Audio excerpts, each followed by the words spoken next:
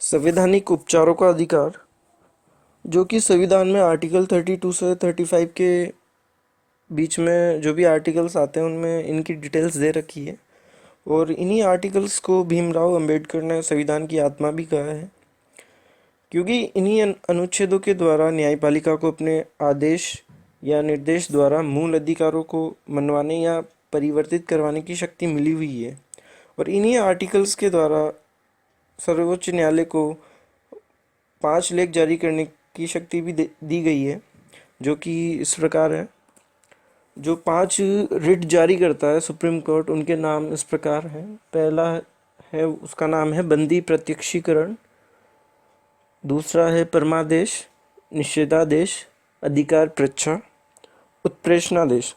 इस प्रकार ये जो 5 रिट जारी करने की जो शक्ति है वो इन्हीं आर्टिकल्स से सुप्रीम कोर्ट को मिलती है।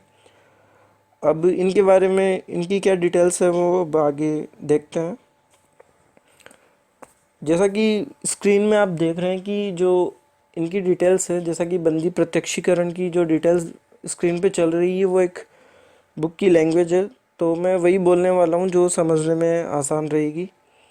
तो आप को अगर बुक्स की लैंग्वेज भी देखनी है तो स्क्रीन में देख सकते हैं, और बाकी मैं जो इजी लैंग्वेज है वो मैं बोलने वाला हूँ। तो सबसे पहले स्टार्ट करते हैं बंदी प्रत्यक्षीकरण से। इसका सीधा सा मतलब है कि गिरफ्तार किए गए व्यक्ति को सशरीर न्यायालय में 24 घंटों के भीतर पेश करना होगा। इसका मुख्य उद्देश्य अवैध गिरफ्तारी को रोकना है।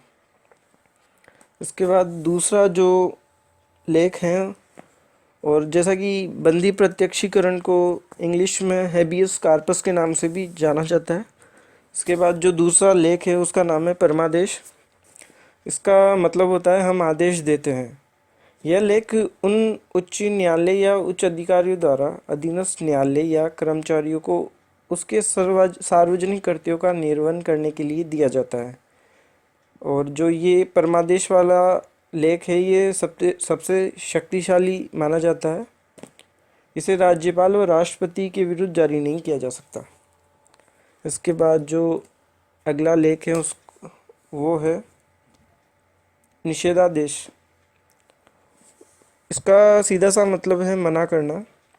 यह लेख उच्च न्यायालय द्वारा अधीनस्थ न्यायालय को जारी किया जाता है। इस लेख द्वारा अधीनस्थ न्यायालय को सूचित किया जाता है कि आपके यहाँ चल रहे किसी विवाद पर सुनवाई बंद कर दें, क्योंकि अब यह आपके अधिकार क्षेत्र में नहीं है। तो इस प्रकार इसका मतलब मना करना होता है, तो इस प्रकार इसको निषेधादेश कहा जाता है। इसके बाद तीसरा जो लेख है वो है अधिकार पृच्छा। इसका सीधा सा मतलब है तुम्हें क्या हक है। इस लेख द्वारा उच्च अधिकारियों द्वारा निम्न अधिकारियों से पूछा जाता है कि आपको इस पद पर कार्य करने का क्या हक है जिस पर आपकी संवैधानिक नियुक्ति नहीं हुई।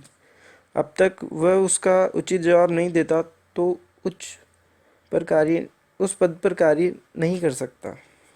उसके बाद जो अगला लेख है वो है उत्प्रेषण, जिसको सारटोरी के नाम से भी जाना जाता है, और इसका अर्थ है और जानकारी दीजिए।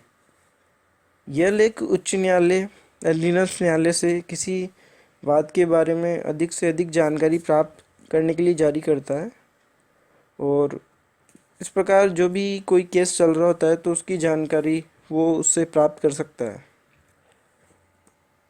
और इस प्रकार जो 5 लेख हैं उनकी डिटेल्स को हम इजी तरीके से समझ सकते हैं, और एग्ज़ाम में इनसे रिलेटेड क्वेश्चन पूछे जाते हैं।